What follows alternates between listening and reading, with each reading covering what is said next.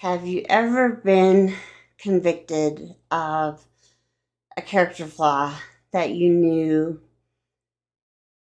that you need to improve on and do better?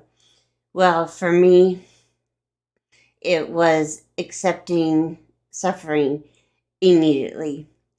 And you see, with suffering, I could see the beauty of it during the suffering, and I could see the beauty of it after the suffering was over, after the storm. I could see the beauty and the miracles that God had done and provided. But initially, I arm wrestled with him. I doubted him. I questioned him, and I knew I needed to do better. So today's short video is about how I overcame this. And so please join me.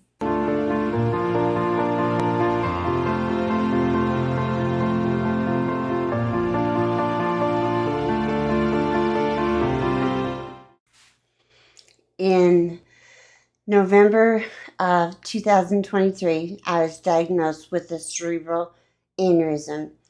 And I was like, Lord, I just started a new job. I can't afford to take time off.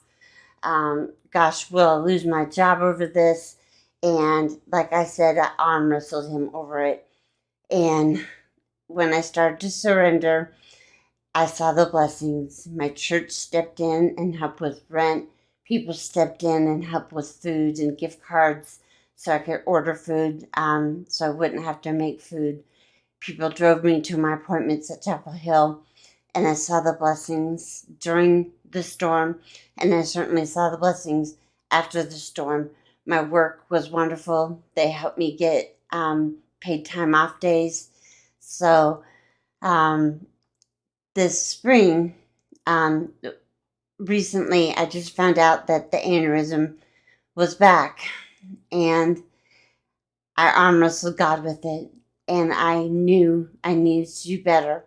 And I want to share the verse that convicted me, and I'm sure that you're aware of it. It's when in 2 Corinthians 12:9, when Paul pleads with God 3 times to take the thorn away from his flesh, and God says, "No, my grace is sufficient for you." But Paul goes on, and this is what convicted me. Therefore, I will boast all the more gladly about my weakness, so that Christ's power will rest on me. That is why, for Christ's sake, I delight in weaknesses, in insults, in hardships, in persecutions, in difficulties, for when I am weak, and then I am strong.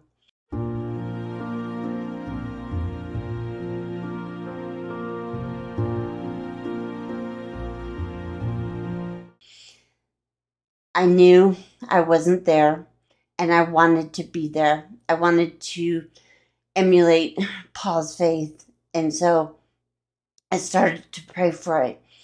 And I started when I started to have the symptoms behind the right eye where the aneurysm was before. When they put me in the MRI, I started to pray. I said, Lord, this is before I knew the aneurysm was back. I prayed, Lord, I want to have the faith like Paul. I don't want to wrestle with you when hardships come my way. I want to accept them right away and say, okay, Lord, how am I going to glorify you? How am I going to allow you to use me through these trials? And I prayed this during the MRI. And 6 hours later, I got the phone call that the aneurysm was back. And I remember, I believe God has a sense of humor, laughing out loud, saying, okay, God, aneurysm take 2, here we go. And it's the first time I did not arm wrestle with God about a trial. And yesterday, I had a cerebral angiogram. It's where they go up through your femoral artery and go up into the brain to see what is going on with the aneurysm. And it was gone. The aneurysm was gone. And so God performed a miracle. And I don't know if it's because I surrendered right away, but I do know I learned a valuable lesson in surrendering right away, the peace that I was given of not arm wrestling with God. In my favorite verse, 1 Peter 4:12, beloved, do not be surprised at the momentary and fleeting trials that you are facing, but instead rejoice that you are participating in the sufferings of Christ, for that you may be overjoyed when his glory is revealed.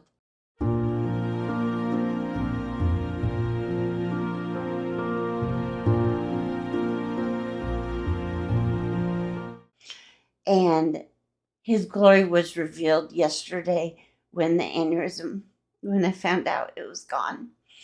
And so when you face sufferings, try to embrace them because he will use them for his glory. And don't give up hope when you're facing trials and sufferings and adversity. Turn to God's word and lean on other believers. Fill your life with God's word, because the more you have that vertical relationship with God and the less that you are filling your life with the world relationship, the better off you're going to be. So I hope this was encouraging to someone out there. So God bless you.